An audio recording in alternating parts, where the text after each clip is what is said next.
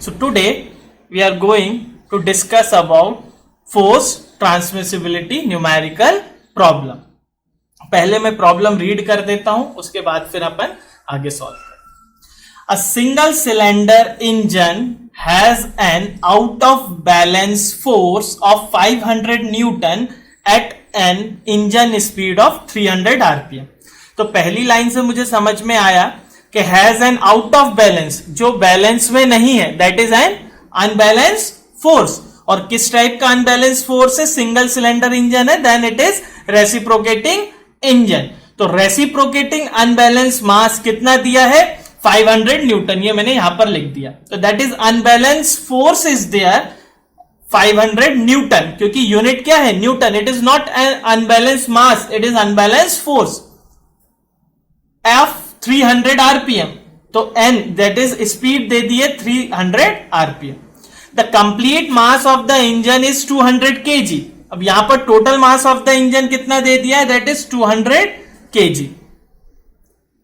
And it is carried on a set of springs of total stiffness. अब वो series में हो parallel में हमें कोई मतलब नहीं, उन्होंने बोला सेट ऑफ स्प्रिंग्स जिसकी टोटल स्टिफनेस 30,000 न्यूटन पर मीटर दे दिए. तो के भी मिल गया मुझे. अब बोल रहा है find the amplitude of steady state motion of mass and the maximum oscillating force transmitted to the foundation. तो in the very first part of that numerical unbalanced force दिया है, दैट इज 500 न्यूटन. आरपीएम दिया है, that is 300 RPM. मास दिया है, that is 200 kg, total mass of the system. And के will be 30,000 Newton पर metre, that is stiffness. अब मुझसे पूछ रहा है वो कि amplitude of steady state vibration या मोशन का एम्पलीट्यूड निकालना है मुझे, मास के मोशन का यानी एक्स निकालना है, और साथ ही साथ कितनी फोर्स ट्रांसमिट हुई है वो कैलकुलेट करना है.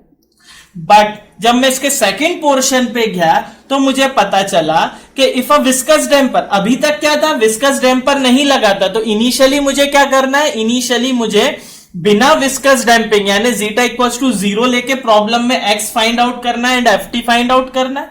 अब मैं विस्कस डैम्पिंग इंट्रोड्यूस कर रहा हूं और उसके बाद मुझे क्या कैलकुलेट करना है वो देखना है.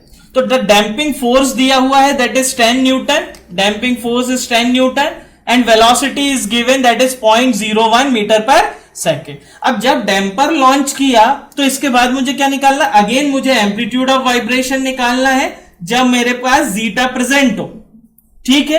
एंड मुझे एंगल लैग निकालना है, दैट इज फेज एंगल निकालना है विथ डिस्टर्बिंग फोर्सेस. तो ये आपका गिवन डेटा हो गया जिसमें मेरे पास है. अभी मुझे पहला केस के लिए मैं डील करता हूं. In the very first case मुझे क्या निकालना है? Amplitude of steady state motion of mass, that is capital x.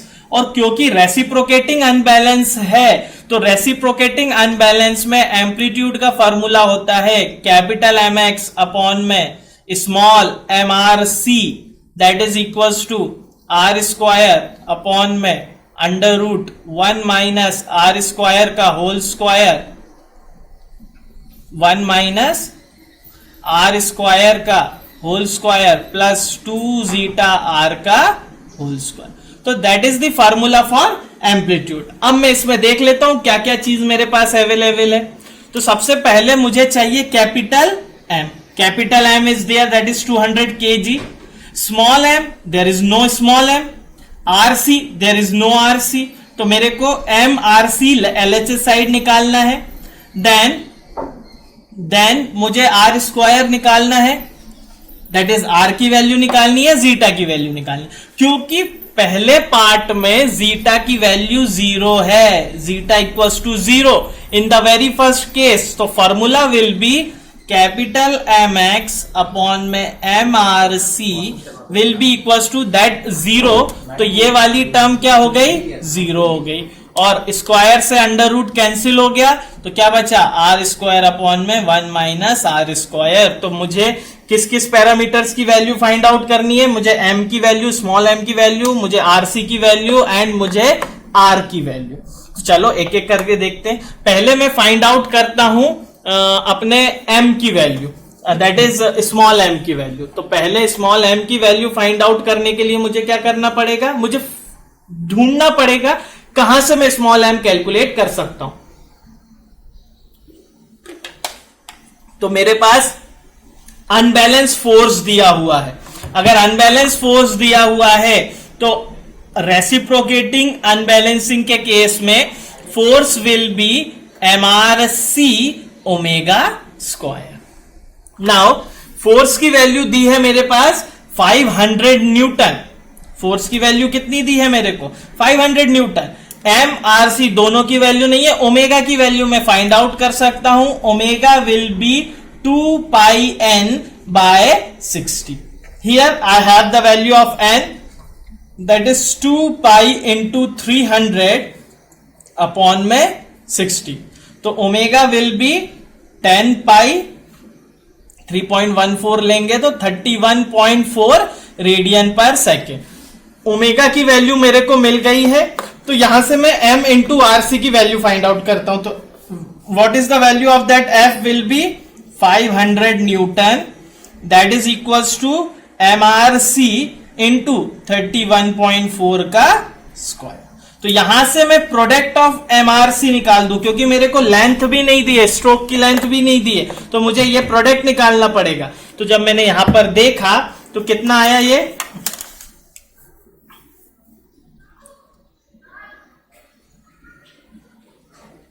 ये आया मेरा दैट इज 31.4 का square and 500 divided by answer, that is 0.507। So MRC की वैल्यू आ गई 0.507। Very good. MRC, अच्छा अब मैं RC अलग निकालता, MRC अलग निकालता, उसके लिए मैंने क्या निकाल लिया? एक ही साथ क्या निकल गया? MRC का product. So LHS will be you're okay, क्योंकि x की तो वैल्यू फाइंड करनी है। अब मुझे कहीं से r निकालना है, तो for r I need omega upon में omega n। We have the value of omega that is 31.4, so I have to find out the value of omega n। And मैंने आपको पहले भी समझाया है, जब भी किसी फोर्स वाइब्रेशन की या अनबैलेंस फोर्स की बात करूंगा तो पूरे total mass of the system से डील करूंगा। तो natural frequency will be √k by total mass of the system. तो that is for omega n will be equals to √k, k will be 30,000 and mass will be your 200 kg। So omega n की वैल्यू मेरे को मिल गई है। Omega n की value ये आएगी 30,000 divided by 200 √ answer, that is 12.24 radian पर सेकेंड। सो अब मैं क्या करूंगा? इस r में पुट कर दूंगा। सो r will be omega is 31.4 and omega n is 12.24। So r की वैल्यू मुझे मिल गई है 12.24। तो r की वैल्यू मुझे मिल गई 2.565 है, तो 2.57 अपन r की वैल्यू रख लेते हैं। तो एक चीज मुझे यहां से पता चल गया है कि मेरे पास सारे पैरामीटर्स आ गए हैं। अब मैं x की वैल्यू फाइंड आउट कर सकता हूं। ठीक है, तो चलिए इसी फॉर्मूले में हम पुट कर देते हैं। x की वैल्यू क्या हो गया? देखो, capital M will be 200 kg।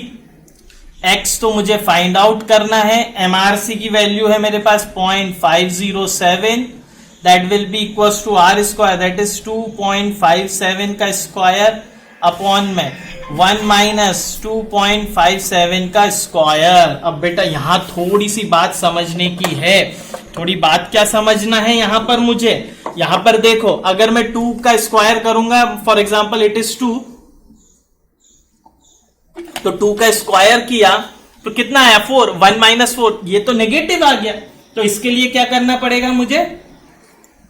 मुझे वापस मेन फार्मूले में जाना है। इसमें देखिए, under root is available. Under root के अंदर क्या है? 1 माइनस r स्क्वायर का होल स्क्वायर। बात समझने की है। जैसे फॉर एग्जांपल यहां पर मैंने 2 रखा, 2 का स्क्वायर दैट इज 4, 1 माइनस 4 इज -3, -3 का square that is +9 and then again under root करेंगे तो 3। तो क्या होगा, ये टर्म हमेशा पॉजिटिव ही आएगी, ये बात हमेशा ध्यान रखिए। आपने यहां वाले फॉर्मूले से निकालेंगे तो then it will be minus, पर माइनस नहीं है क्योंकि ये पहले स्क्वायर होगा फिर उसका अंडर रूट होगा। तो यहां हमेशा फॉर्मूले में जब भी जीटा जीरो करें आगे प्लस और माइनस ऐड करें, प्लस एंड माइनस। ये बात इसीलिए अपन ने ये प्रॉब्लम ली है, क्यों? क्योंकि नेगेटिव नहीं आना है, पहले स्क्वायर होगा फिर अंडर रूट होगा, स्क्वायर होगा यानी हमेशा पॉजिटिव रहेगा। तो जब इसको सिंप्लीफाई करके मैंने सॉल्व किया तो then the value comes out to be 2.57 का स्क्वायर 1 माइनस आंसर 2.57 का square divided by answer into 0.507 divided by 200. So it comes out to be 2.987. That is 2.987 into 10 की पावर -3. That is मीटर, और इसको convert करेंगे हम mm में, then is 2.987 mm. सो हमने x की वैल्यू फाइंड आउट कर ली, कैपिटल X की। अब मुझे निकालना है the force transmitted to the foundation. उसके लिए मुझे ट्रांसमिसिबिलिटी का फॉर्मूला आना चाहिए। तो ट्रांसमिसिबिलिटी का फॉर्मूला क्या होता है? दैट इज √1 + 2 zeta r का होल स्क्वायर अपॉन में √1 - r² का whole square plus 2 zeta r का whole square. Again zeta is equal to 0। अगर जीटा 0 है तो यहां से ये वाली टर्म भी 0 हो गई, ये वाली टर्म भी 0 हो गई। So zeta will be equals to 1 upon में 1 - r²। और अगेन यहां पर मुझे प्लस और माइनस लगाना, एंड 1 अपॉन में प्लस और माइनस 1 अपॉन में 1 - 2.57 का whole square. So transmissibility will be equals to, here what we get, 2.57 का square 1 - answer 1 divided by answer, that is 0.178, and that transmissibility will be equals to, the transmissibility will be equal to ft upon में f0, ft upon में f0। ठीक है, now अब I have to think about that f0, and that f0 is your total unbalanced force, यही तो transmit होगा। So the force transmitted will be equals to F0 into transmissibility ratio. So this is F0 will be 500 and 0.178 is the transmissibility ratio. So Ft will be equals to your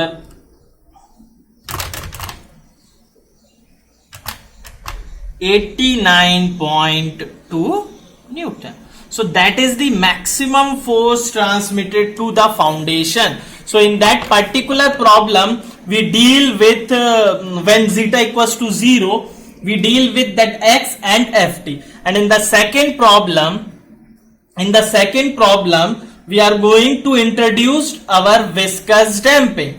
Now, if viscous damping is introduced, these terms are not going to be 0 or cancel out. So we have to do the second portion in which the formulas are same, but just we have to introduce the value of zeta. ठीक है, चलिए, और zeta value निकालने के लिए मेरे पास fd and x dot is given, fd and x naught is given. So from here that formula I needed, and here it is okay. From here this is okay.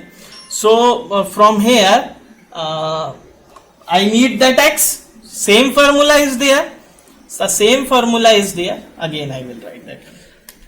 that mx upon में mrc will be equals to r square upon में under root 1 minus r square का whole square plus 2 zeta r का whole square. Now अब बस मुझे zeta 0 नहीं है, that will be your second portion. zeta 0 नहीं है. अगर zeta 0 नहीं है तो zeta की वैल्यू फाइंड आउट करने के लिए मुझे पता है कि F D damping force will be C X dot. Sir अब आप कहोगे कि सर जीटा निकालना सी, क्योंकि जीटा निकालने के लिए मुझे सी चाहिए. From here that is 10 newton will be equals to C into X dot will be 0.01. So C will be equals to 10 divided by 0.01, that is 1000 Newton second per meter. When we find the value of C, now we move towards zeta, and that zeta will be C upon में 2m omega n, or that is C upon में 2 under root km.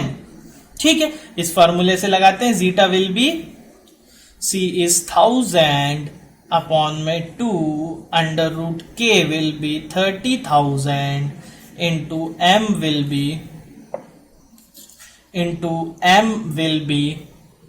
200 kg.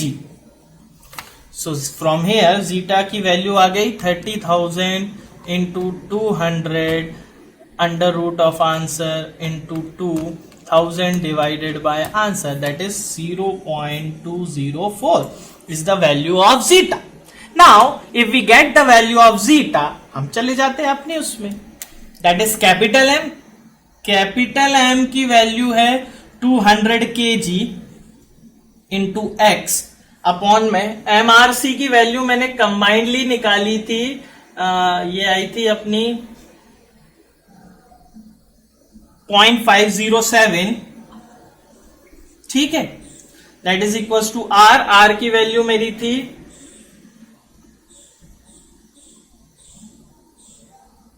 2.57 का square upon में under root 1 minus 2.57 का square का whole square plus 2 into 0.507 into R, that is 2.57 का whole square.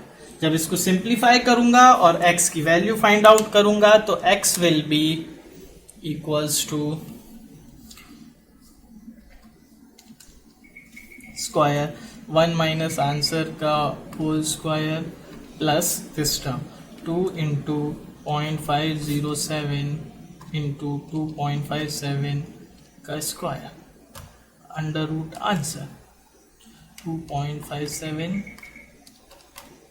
Into 0.507. ये आप लोगों को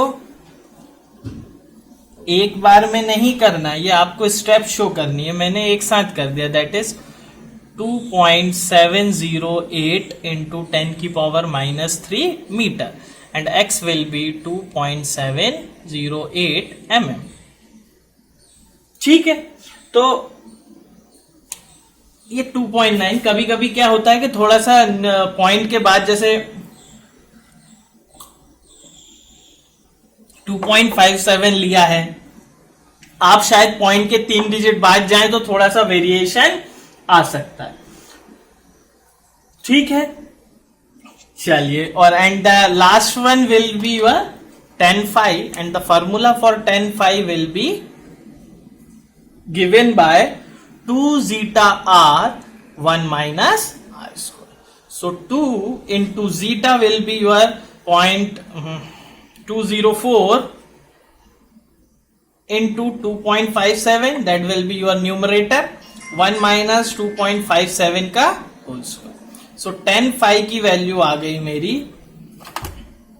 कितनी आ गई 2.57 का स्क्वायर 1 माइनस आंसर, ये नीचे वाली टर्म आ गई, ये आया -0.187. ठीक है, और जब phi निकाला tan inverse of this it is -10.596, but ये ध्यान रखिए कि 10 - 5 will be minus this term, तो जब माइनस आएगा तो हम 180 ऐड कर देंगे, सो 5 will be given by 180 plus this term 10.596. So ultimately the value of phi comes out to be,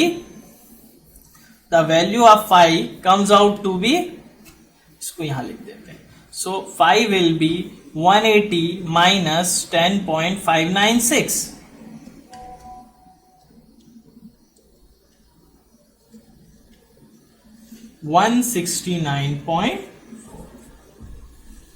ठीक है, तो this is the problem based on force transmissibility, जिसमें इसी टाइप से आपसे डील करेंगे। इनिशियली ये आपसे जीटा फाइंड आउट करवा लेंगे, फिर एम्पलीट्यूड फाइंड आउट करवा सकते हैं, इसमें आपसे आर के लिए ट्राई करवा सकते हैं, ओमेगा एन निकलवाने के लिए एक्स निकलवा लिया, फिर ट्रांसमिसिबिलिटी रेशो फाइंड आउट करवा के फोर्स ट्रांसमिसिबिलिटी।